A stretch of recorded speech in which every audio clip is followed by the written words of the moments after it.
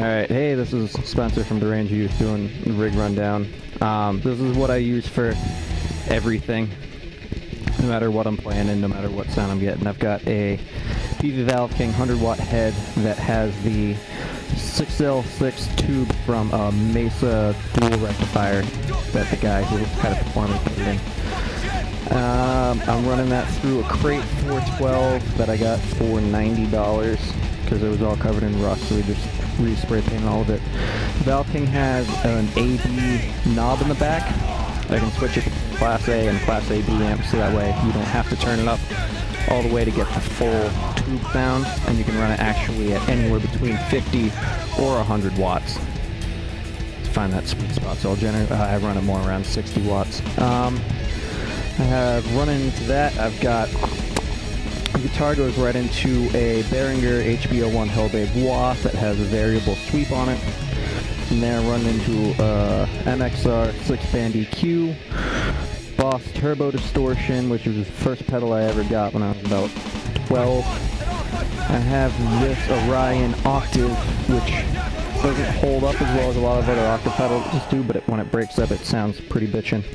Got that for $10. I've got a phase shifter PS2, I want to say, another Boss DD3 delay, and an EHX microsynth, which I use mainly in the intro that we do on stage to get kind of the big synthy. And then I've got the remote switch, which is just switching back from clean and dirty channels. And the only time I really do that, actually I don't even really do it because Lee plays that part, but in the studio I played the clean part on Brain Cell. So if Lee can't make it to his pedals in time, then I'll switch over to the clean channel and run that. This guitar that I use pretty much is my first electric. It's a Ibanez BRX20, which is $150 retail. And then I bastardized it and put in a locking nut that I don't use the lockers for because I put it in wrong because I didn't have a saw, so I just used a file to cut away at the neck after I popped out the nut with a screwdriver.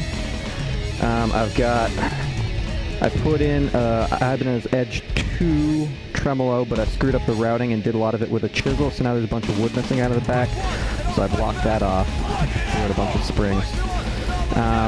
Put in a kill switch at one point. I had an active tone control circuit, but I took that out because it's punk rock. Redid all the inlays. I didn't actually take out the inlays and route them. I just found some vinyl stickers. Put over that. So this is my baby. We've got, if Lee forgets to bring his other guitar, then I've got this one.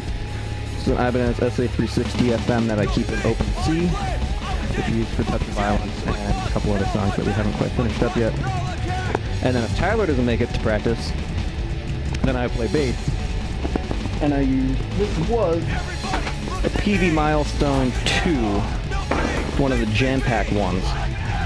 But Typo Negative being the band that taught me how to play bass, I went to town on it with a jigsaw, redid all the electronics, made it green and black because that's metal through a big fucking chain.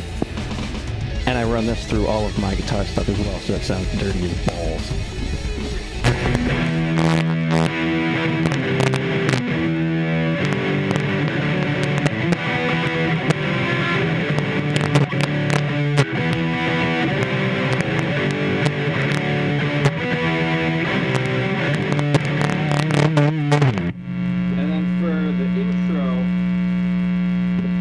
For the intro, what I'll do is I'll keep this bad boy on.